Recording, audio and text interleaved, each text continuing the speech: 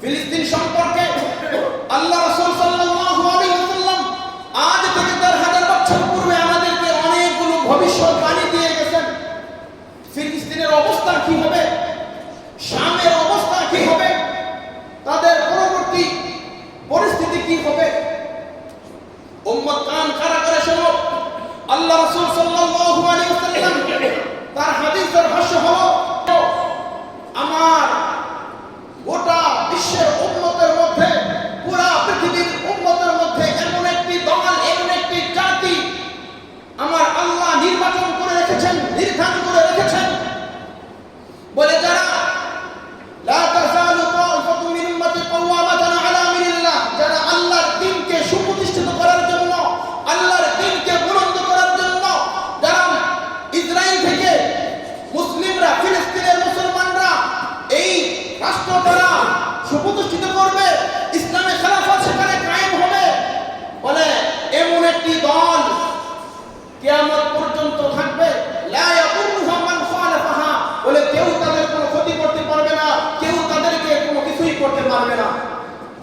দ্বিতীয় নম্বর হাদিসের মধ্যে আল্লাহ রাসূল সাল্লাল্লাহু আলাইহি ওয়াসাল্লাম বলেন, লা তাযালু তাইফাতুম মিন উম্মতি মানসুরিনা, বলে এমন একটি জাতি, এমন একটি দল, এমন একটি গোষ্ঠী আমার এই দ্বীনের উপরে অটল অবিচল থাকবে, যারা মুসলমানদের পক্ষে, ইসলামের পক্ষে যারা কাজ করবে, বলে পৃথিবীর কোনো বাতিল শক্তি, পৃথিবীর কোনো অপশক্তি, পৃথিবীর ইহুদি খ্রিস্টানরা, পুরা বিশ্বের সমস্ত কুফফাররা মিলে ইসলাম এবং মুসলমানদের কোনো ক্ষতি করতে পারবে না।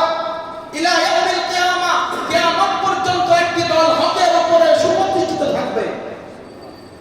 তৃতীয় নাম্বার হাদিসের বর্ণনা হলো, লা তাযালু তাইফাতুম মিন উম্মতি ইউকাতিলুনা আলাল হক, বলে তারা হকের উপরে জিহাদ করবে, সশস্ত্রে তারা লড়াই করবে, সংগ্রাম করবে, ইহুদি খ্রিস্টানদের সাথে তারা যুদ্ধ বিগ্রহ করবে, স্পষ্টভাবে তারা প্রকাশ্যে জিহাদ করবে কিয়ামত পর্যন্ত। বলে মুসলমান, তোমাদের চিন্তার কোনো কারণ নেই, ভয়ের কোনো কারণ নেই, টেনশনের কোনো কারণ নেই। सारे दुनिया हो मुखैलफ कुछ नहीं नुकसान है, डर नहीं है, खुद नहीं है, रब मेरा रहमान है।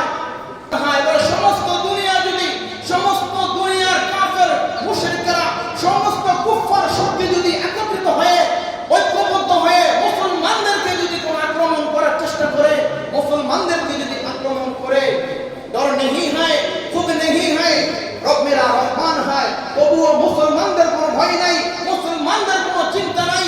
আল্লাহ রাসূল বলেছেন, মুসলমানদের সাথে আল্লাহর সাহায্য এবং বিজয়ের ঘোষণা রয়েছে। সুবহানাল্লাহ। তাহলে ফিলিস্তিনের মুসলমানদেরকে আল্লাহ রাসূল সর্বপ্রথম যেই ভবিষ্যৎবাণী দিয়ে গেছেন, সেটা হলো, হে ফিলিস্তিনের মুসলমান, হে শামের মুসলমান, গাজার মুসলমান, তোমাদের কোনো ভয় নাই, তোমাদের কোনো চিন্তা নাই, তোমাদের পক্ষে, ইসলামের পক্ষে এই বাইতুল মুকাদ্দাসকে জেরুজালেম থেকে সংরক্ষণ করার জন্য একটি দল, একটি গোত্রকে আল্লাহ হকের উপর আল্লাহ সুপ্রতিষ্ঠিত রাখবেন। দ্বিতীয় নম্বর হলো, আল্লাহ রাসূল সাল্লাল্লাহু আলাইহি ওয়াসাল্লাম দোয়া করেছেন, আল্লাহুম্মা বারিক লানা ফি শামিনা ওয়া ফি ইয়ামিনিনা। আল্লাহ রাসূল বলেন, হে আল্লাহ, আপনি শামের মধ্যে এবং ইয়ামেনের মধ্যে আপনি বরকত দান করেন। আল্লাহ রাসূল সৌদি আরবের জন্য আল্লাহ রাসূল দোয়া করেন নাই যে আল্লাহ সৌদিদের উপরে তুমি রহম করো, তাদেরকে তুমি বরকত দান করো। আল্লাহ রাসূল আল্লাহুম্মা বারিক লানা ফি শামিনা, ফি শামিনা, শামের জন্য আল্লাহ রাসূল দোয়া করেছেন, বরকতের জন্য দোয়া করেছেন। কোরআনে কারীমের অকাট্য দলিল সূরা বনী ইসরাঈল আল্লাহ বলেছেন, সুবহানাল্লাযী আসরা বিআবদিহি লাইলান মিনাল মাসজিদিল হারাম ইলাল মাসজিদিল আকসাল্লাযী বারাকনা হাওলাহু লিনুরিয়াহু মিন আয়াতিনা। বলেছেন, আল্লাযী বারাকনা হাওলাহু লিনুরিয়াহু মিন আয়াতিনা।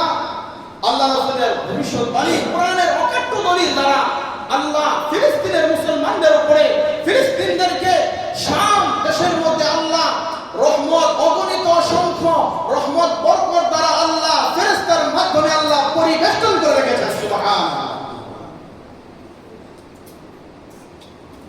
কিতাবের মধ্যে লেখছে ফেরেশতারা রহমতের দানা দ্বারা পরিবেষ্টন করে রেখেছেন। আল্লাহ রাসূলের স্পষ্ট হাদিস এবং কোরআন